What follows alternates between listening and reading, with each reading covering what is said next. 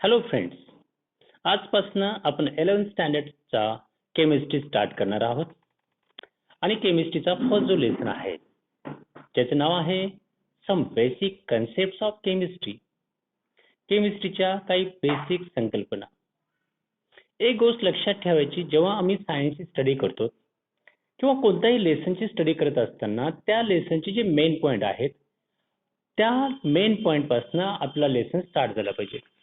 तर आपण some basic concept of केमिस्ट्रीमध्ये काही मेन पॉईंट्स पाहणार आहोत, जसं की nature of chemistry, properties of matter and their measurement, laws of chemical combination, Dalton's atomic theory, atomic and molecular masses, mole concept and molar mass, moles and gases, असे आपण total 8 point या ठिकाणी पाहणार आहोत. तर चला आपण डिटेलमध्ये आपण केमिस्ट्री पाहूया. तर या ठिकाणी काय सांगते सम बेसिक कन्सेप्ट ऑफ केमिस्ट्रीमध्ये काय सांगितले पहा. Chemistry is the study of matter, its physical and chemical properties and the physical and the chemical changes it undergoes under different condition. केमिस्ट्रीची या ठिकाणी डेफिनेशन दिली. केमिस्ट्री ही मॅटरची स्टडी करते. ओके, मग मॅटरची स्टडी करते म्हणजेच काय, मॅटरच्या फिजिकल आणि केमिकल प्रॉपर्टीची पण स्टडी करते. त्याचबरोबर जेव्हा मॅटर हे एखाद्या कंडिशनमध्ये डिफरंट कंडिशनमध्ये तो डिफरंट कंडिशनमधनं पास होत असेल, म्हणजेच काय केमिकल रिॲक्शन्स होत असतील त्या मॅटरमध्ये, तेव्हा त्या मॅटरमध्ये केमिकल रिॲक्शन होत असताना त्याच्यात काही फिजिकल चेंजेस होतात, काही केमिकल चेंजेस होतात. त्या फिजिकल आणि केमिकल चेंजेसची पण केमिस्ट्रीमध्ये स्टडी केली जाते. ही केमिस्ट्रीची डेफिनेशन आहे. केमिस्ट्री ही मॅटरची स्टडी करते, त्याचबरोबर त्या मॅटरची फिजिकल आणि केमिकल प्रॉपर्टीची स्टडी करते, आणि मॅटरमध्ये जेव्हा केमिकल रिॲक्शन्स होतात डिफरंट कंडिशन्समध्ये, तेव्हा त्याची फिजिकल आणि केमिकल जे चेंजेस होते त्याची पण केमिस्ट्री स्टडी करते. ही झाली केमिस्ट्रीची डेफिनेशन, लक्षात ठेवा. त्याच्यानंतर पुढे जाऊन आपण पाहूया.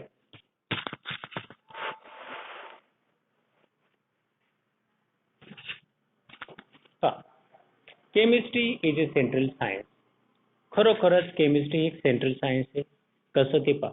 Its knowledge is required in the studies of physics, biological science, applied sciences, and the earth and the space sciences. जर आम्हाला फिजिक्सची, बायोलॉजिकल सायन्सची किंवा अप्लाइड सायन्सची किंवा अर्थ आणि स्पेस सायन्सची स्टडी जर करायची असेल तर आम्हाला केमिस्ट्रीचं रिक्वायर्ड नॉलेजची गरज आहे.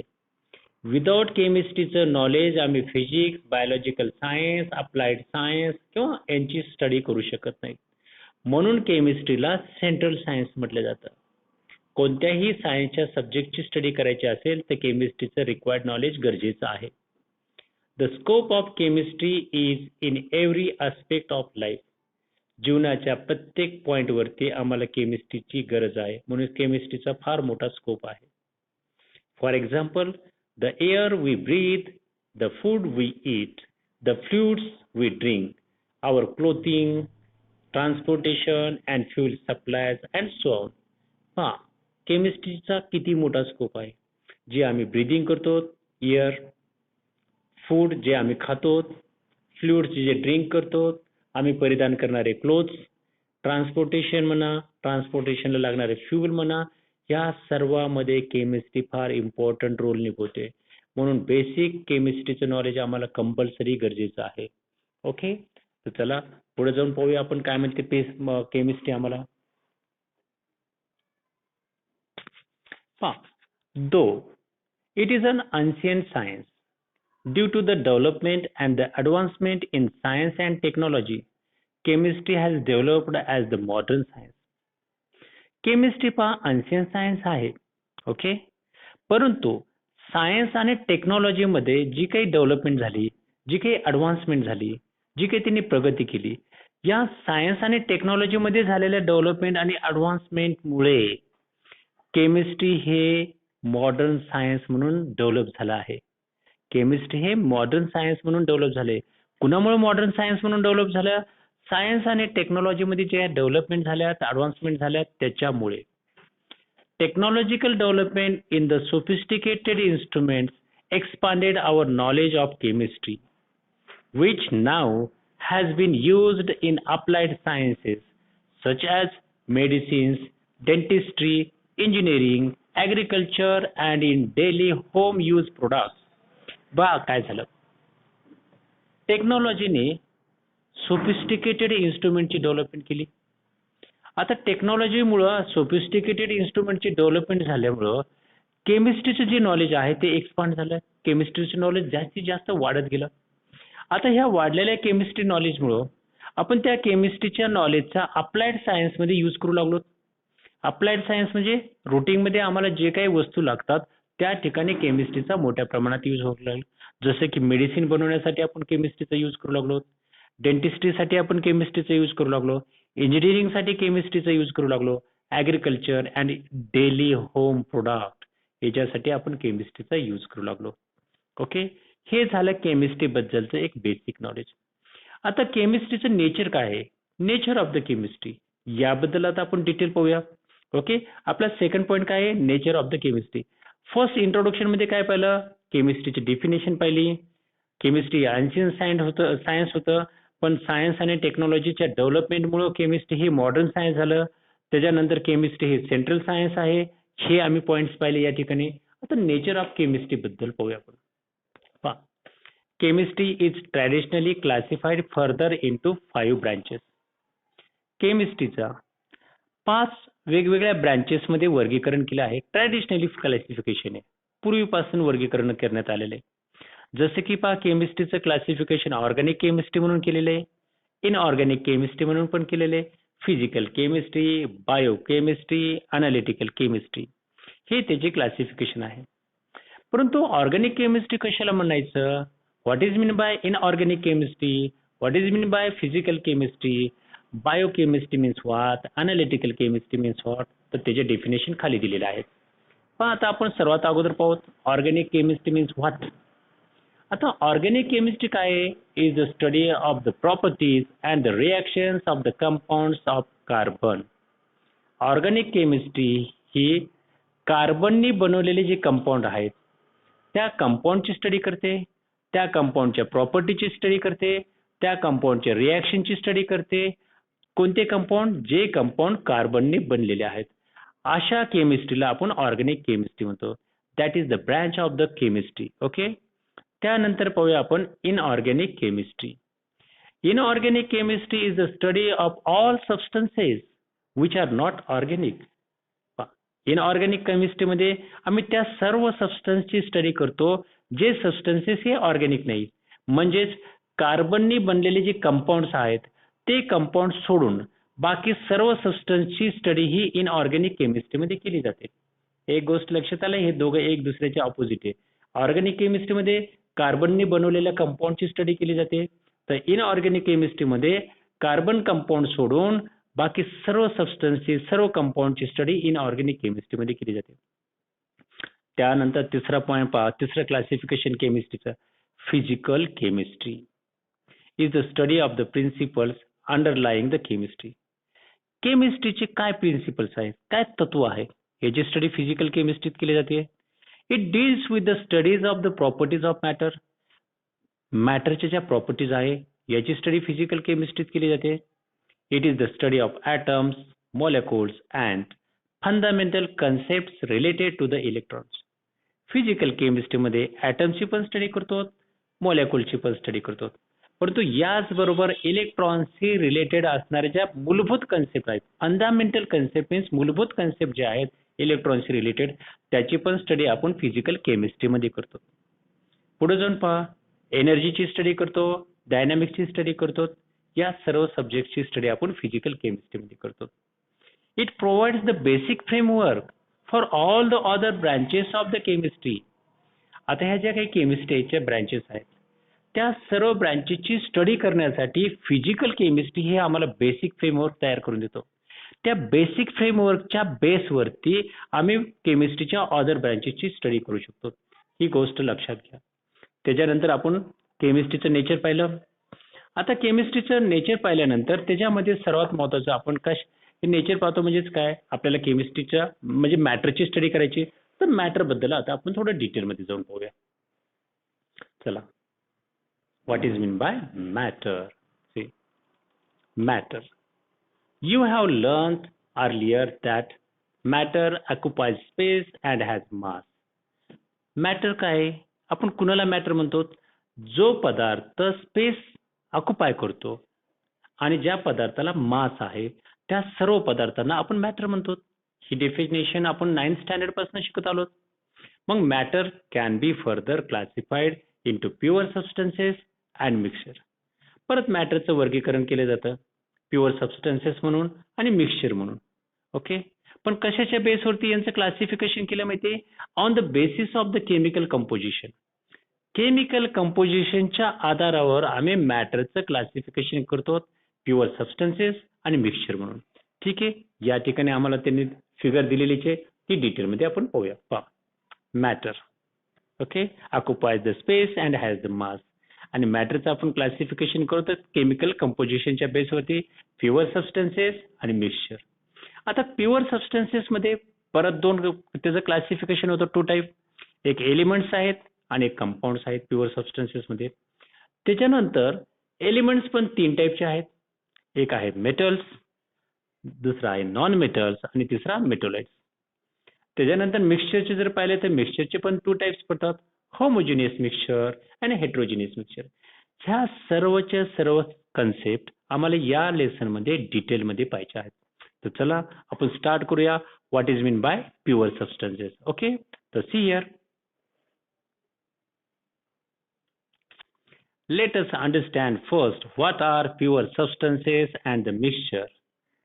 मॅटरचं जे क्लासिफिकेशन आहे त्यामध्ये आपण प्युअर सबस्टन्सेस आणि मिक्सचर याबद्दल या ठिकाणी डिटेल पाहू.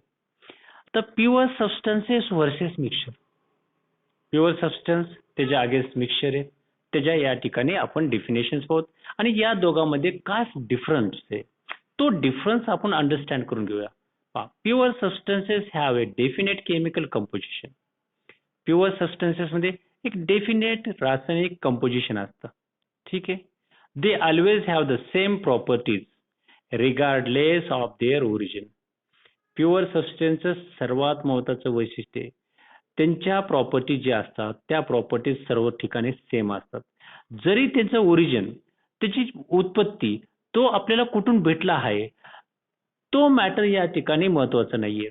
जसे की पहा, आम्हाला वॉटर आईस पासून पण भेटतं, सी वॉटर पण भेटतं, टॅप पासून पण भेटतो. तर त्या वॉटरच्या प्रॉपर्टीज सर्व ठिकाणी सेम आहेत, परंतु ते जे भेटण्याची जे माध्यम आहे ते वेगवेगळे आहेत. तर प्युअर सबस्टन्सचा हा सर्वात महत्वाचं वैशिष्ट्य म्हणजे कोणतं?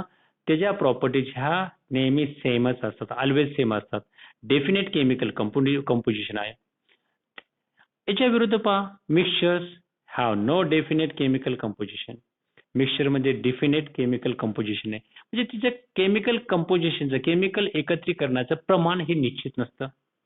And hence no definite property. आता त्याचं प्रमाणच जर केमिकल कंपोजिशनचं प्रमाणच जर निश्चित नाहीये तर त्याला डेफिनेट प्रॉपर्टी नसणार आहेत. त्याच्या प्रॉपर्टी कंटिन्यू बदलत जाऊ शकतात. जसे की आपण भाजीमध्ये जर मीठ प्रमाणात टाकलं तर भाजी आपण टेस्टी म्हणतो. मीठ त्याच्यामध्ये प्रमाणापेक्षा जास्त पडलं तर भाजी खारट झाली. हे काय झालं? डेफिनेट केमिकल कंपोजिशन नसल्यामुळे ती खारट झाली. ओके, या ठिकाणी चला let's see the example. Examples of the pure substances, pure metals, distilled water हे प्युअर सबस्टन्सेस. आणि examples of the mixture, paint. Paint पहा, हा मिक्सचर आहे. कुणाकुणाचा मिक्सचर आहे? पेंटमध्ये ऑइल्स असतं, पिगमेंट कलरचे छोटे छोटे खडे असतात आणि ऍडिटिव्ह असतात. कॉन्क्रीट घ्या, कॉन्क्रीट पण काय मिक्सचर आहे. जसं की सँड, वाळू मातीचे, cement, water. Sand, cement, water मिळून आपण कॉन्क्रीट बनवतो. ओके, हे that is the example of the mixture. आणि प्युअर सबस्टन्सचे आपल्याला एक्झाम्पल आहे pure metal, distilled water. Okay, these are the example of the pure substances. तर हे आहे प्युअर सबस्टन्सेस आणि मिक्सचर मधला फरक. डेफिनेट केमिकल कंपोजिशन हे प्युअर सबस्टन्सेस मध्ये आहे आणि नो डेफिनेट केमिकल कंपोजिशन हे मिक्सचर मध्ये आहे. प्युअर सबस्टन्सचं आणखी एक वैशिष्ट्य काय? सेम प्रॉपर्टीज असते रिगार्डलेस ऑफ देअर ओरिजिन. पण या ठिकाणी मिक्सचर मध्ये नो डेफिनेट प्रॉपर्टी. ओके, कारण त्यांचं प्रमाण हे निश्चित नसतं. चलो let's see what is there. ह्या पा, कॅन यू टेल? ही गोष्ट लक्षात घ्या, बुक मध्ये ह्या फार इंटरेस्टिंग गोष्टी आहेत. तुम्ही सांगू शकतात का which are the mixtures and the pure substances from the following. खालील जे काही पदार्थ दिले आहेत त्याच्यामध्ये प्युअर सबस्टन्सेस कोणतं आहे आणि मिक्सचर कोणतं आहे. चला, सी वॉटर, अरे that is the mixture, number of घटक आहेत त्याच्यात. गॅसोलाईन हे पण मिक्सचर आहे, नंबर ऑफ गॅसेस असतात. स्किन मिक्सचर आहे, नंबर ऑफ पदार्थ आहेत त्याच्यामध्ये. रस्टी नेल्स, अरे नेल मेटल बरोबर आणखीन एअरचं कॉम्बिनेशन ऑक्साईड ते येत काय मिक्सचर आहे. A page of the text book, अरे टेक्स्ट बुकचं पेज हे काय नंबर ऑफ पदार्थांनी बनलेले मिक्सचर आहे. डायमंड, अरे यार ही डायमंड फक्त कार्बननेच बनलेलं आहे. दिस इज द प्युअर सबस्टन्स, फक्त कार्बन आणि कार्बन आणि कार्बननेच बनलेले म्हणून याला प्युअर सबस्टन्सेस म्हणू शकतो. तर ह्या गोष्टी आपण यापूर्वी शिकलेलो आहोत. तो आपण या पद्धतीने याचं क्लासिफिकेशन करू शकतो. चला पुढे जाऊन पाहूया आता आपण. Pure substances are further divided into elements and compounds. Pure सबस्टन्सची डेफिनेशन पाहिले, त्याची प्रॉपर्टी काय पाहिले, डेफिनेट केमिकल कंपोजिशन आणि त्याच्या प्रॉपर्टी ऑलवेज सेम असतात. तर ह्याच प्युअर सबस्टन्सचं आता आपण फर्दर क्लासिफिकेशन करूया, एलिमेंट्स आणि कंपाऊंड्स. आता एलिमेंट्स कशाला म्हणायचे आणि कंपाऊंड्स कशाला म्हणायचे या ठिकाणी पाहू. तर या ठिकाणी एलिमेंटची डेफिनेशन दिली पहा. Elements are the pure substances, pure substances आहेत ते which can not be broken down into simpler substances. हे एलिमेंट्स परत त्यांना तुकडे तुकडे तुकडे तुकडे करून सिम्पलर सबस्टन्सेस मध्ये आपण त्याला कन्वर्ट करू शकत आहे बाय ऑर्डिनरी केमिकल चेंजेस. साधारण केमिकल चेंजेसने त्यांना आपण सिम्पलर सबस्टन्स मध्ये कन्वर्ट करू शकत नाही. अशा सबस्टन्सला आपण एलिमेंट्स म्हणतो. पहा एलिमेंटची डेफिनेशन. एलिमेंट्स हे pure substances which cannot be broken down into simpler substances. त्यांना आणखी सिम्पलर सबस्टन्स मध्ये कन्वर्ट करू शकत नाहीत. कशाच्या माध्यमातून, बाय ऑर्डिनरी केमिकल चेंजेस, साधारण केमिकल चेंजेसच्या माध्यमातून त्याला आपण सिम्पलर सबस्टन्स मध्ये ब्रोक डाऊन करू शकत नाही किंवा कन्वर्ट करू शकत नाही. अशा सबस्टन्सला आपण एलिमेंट्स म्हणतो. That is the definition of the elements. Elements are further classified. परत एलिमेंट्सचे वर्गीकरण केलेले as a metals, non metals and metalloids. Elements तीन टाईपचे आहेत, metals, non metals and metalloids. तर मेटलचे काय प्रॉपर्टीज आहेत, नॉन मेटलचे काय प्रॉपर्टीज आहेत आणि मेटोलाइट्सचे काय प्रॉपर्टीज आहेत हे आपण या ठिकाणी पाहूया आता. ओके,